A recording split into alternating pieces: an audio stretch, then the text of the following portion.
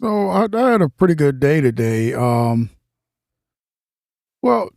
was like a normal day, I guess. I got out and I, I I don't know. I'm starting to think that this is like a once a month thing with rideshare. It happened with Uber and it happens every month with Lyft. You start picking up people. I guess what I would call it is you start picking up people that have uh I think the people when your rating starts to fall, and me personally, I think that it's the rate of people are the ratings you get. So, if you're getting constant, 1-star ratings, those are coming from 1-star people that are that are basically blaming you for wherever they are in life, which we all know is unfair. But it's like I've gotten to the point where I don't even I don't I don't really bother with it, to be honest, because I'm kind of at a point now where I'm just like, you know what, give me whatever you think I should have, because it's like I guess the way that I look at it myself, and don't get me wrong, I'm not saying that I'm not better than anybody. I'm a rideshare driver. I go to work just like you do. So the way that I kind of look at it is like if if things aren't going right for you and you take it out on somebody else by giving them like a bad rating or whatever because their service wasn't you know what they call Princess of England type service, then I mean your day is still going to be bad. The problems you had before that are still going to be just still going to be there, right? And you never know. You just never know who you're running into because you may be having a bad day, but nobody really respects people that are having a bad day that take it out on other people. Because we all have bad days. We all get knocked around by life. You know, People respect people that are, you, you know, taking those punches from life, and getting back up and they're keeping going and they're, you know, figuring out how to, how to dodge those punches from life. That, life will catch you, every now and then, but the people who are going through so much and you never really see it, those are the people that me personally that I have respect for. The people that are just, you know, they just wake up mad. You know what I'm saying? It's like I don't really respect those people because they're in a place I don't want to be. At one point I was there. We're all human.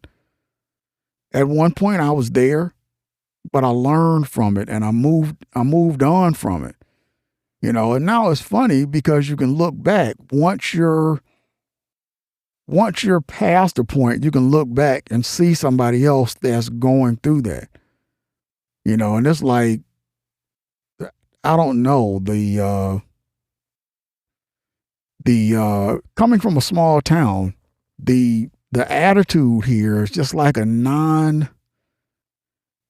a nonchalant kind of thing. I mean, it's weird and it's really strange because, like I said, I came from a small town. I had a guy the other day. One of these kids, really entitled. For some reason, you have Detroit, which is a little bit. They're not entitled. They just ghetto as hell. You got Southfield. They're take bougie to another level. And then the further you go out, they just get worse and worse. This is the first city that, I had another black person turn their nose up at me. I was like, man, did I miss, black slavery or what? What is going on here? Because I've never experienced that, So then I kind of, after talking to people, I kind of figured out, okay, this is what is going on here. So I said, okay, it's still weird, but I said, okay, now I know what's going on. But it is like really awkward because it's like black people treating other people the way white people used to treat us. And it's like you're looking at them like what is going on in your head? We both go to work, and and it's especially funny with the kids because it's like, here you are, you're living with your mother. So if we want to break that whole thing down, you can't even afford to live in the neighborhood that you're living in because you live with your mother. She's paying the bills. She's paying the taxes. She's, getting you an Uber to school or whatever, and you got a little job down at Kroger's or whatever. But, if she were to snatch her money away and her house and her car, you couldn't afford to live out here. So why is your nose turned up at other people out here? That's what I don't understand. And that comes from going out to a store in my area. And I kept noticing these younger kids that work there, they were looking upside my head. And I asked one girl one time, I was having an issue with the self scan. I was trying to scan a bag of those little cabbages, and I couldn't figure it out because the flap was over. So I called her once and I called her again, and then when I walked out, she literally stared at the side of my head, as I'm walking out, and I'm like, man. I'm glad I'm the person I am, and I try to not, reach that point because then everybody will look at me like I'm crazy. But it's like, it can be ridiculous. But I try not to let that get to me. I just pick my areas where I go to. Real funny because, at one point in time, black folks didn't have a choice.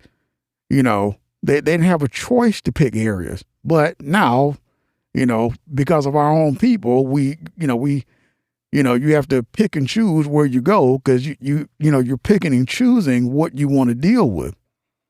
That's just nuts. But back to what I was saying before, I was saying that rideshare, when you get rideshare, number one, is a platform that's it's completely to the benefit of the rider or the person who you're delivering stuff to, yada yada yada, and that type of thing. And I get where they're coming from, right? But for the driver, it's like everything is on them. For the delivery guy or whoever, the person getting the product or the food or the ride can say whatever they want to say. And, the driver has no defense against it. So it was like, after a while, I was just like, I'm kind of sick of this. So I don't even let it bother me anymore. I'm so used to my rating going down to like 4.85 or something at least once a month because you get into that group of people, and it's not a certain color or anything. It's just people that are, in my opinion, It's people, it's 1-star people who give you 1 star. 2-star people who have a 1-star life or in it. Well, let me rephrase that. People whose life is in a 1-star position give you a 1 star. People whose life are in 2-star, 3-star, whatever. I think that's the way they rate your service. It's not about your service. It's about the place where they're in their life. And they're taking that out on you, which is, I mean, it's just crazy. It's really, really crazy. I see it all the time. And another thing that bothers me about rideshare is, people who don't know how to manage their time. And then they'll blame the driver because they don't plan their time. And it's like, I'm not going to sit here and explain it to them, but plan your time. Don't take it out on the driver because you choose to leave in the nick of time, not accounting for traffic, not accounting for if the driver's going to be late, not accounting for, whatever. And then they're calling the driver because they're looking at him. Why'd you stop? And, I got someplace I got to be. I canceled one lady's ride because of that. 'Cause I was like, first of all, this is like a $2 or $3 ride, number one. So, I mean, let's, you're being past ridiculous, by calling me and asking me why I stopped and then telling me that you have someplace you got to be. And what I did was, and I'm really not ashamed of it. And because what I did was I had to stop. I had to take a leak because I was like hopping around. Had to stop, take a leak real quick. Then I went on ahead and picked her up, and I happened to see the message after I got to her house, and I was sitting there. I said, "Let me read this message." I was like, "Oh shit!" She's pretty upset. So she's walking out. I drove off and canceled it. No, you're not going to boss me around and I'm not getting paid. Boss me around for $2 or $3 or whatever, because I'm afraid to get deactivated. No, we're not doing that. And it's kind of like, I'm done. I'm done being worried about being deactivated because it's like I have no dog in that fight. So it's like it's almost like why even bother? Why even bother when you don't have a dog in that fight? No dog at all. So it's like, you know what? Whenever I just drive, and I'm like, I try to do it month by month. I say, okay, hopefully I can make it through this month. Then the next month I make it through that month. But I hardly ever look at my score. And it's like, if I wake up and I can drive and I can access the app, fine. If I wake up and I can't access it, then fine. I'll just go do something else. Because for me, it helps me more mentally to not be bothered with it, because worrying about that and stressing out about it and all that type of stuff is just not worth the job for the money they pay you. And with them, it's always something. Always. It's like every day is something different. And it's just like, when you look at those scores and all that kind of stuff, it just ruins your day. Not to mention you're dealing with, these asshole customers, and it's like, no, I'm not doing that. I'm definitely not doing that. So I did get through the day. I got a couple bonuses or whatever, and got through the day pretty good. But I had the last couple of days have been, I've been I've been down in that bunch of people who are in in their place they are in life is a low star. They're not low star people, just the position they are in life. It's a low star, and they're transferring that energy over to whoever they come in contact with. So it's sad for them, but hey, you're not going to get out of your situation with that kind of mindset. So I hope they one day, it probably won't happen, but hopefully one day they'll realize that and start to make different decisions at certain things, because that just doesn't help. That it just doesn't help.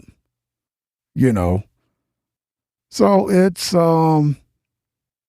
that's it for this episode of the Narrative Mindset. I just wanted to get an episode out there and just say hey to who's ever listening, and also I'm also showing off my new sound. I finally got my Symmetrics 528E. I finally got it dialed in, and I know if you listen to my episodes, you get sick and tired of hearing about my process, but I'm proud of it, and finally found a place where I could kind of settle my my whole thing and just start getting one sound.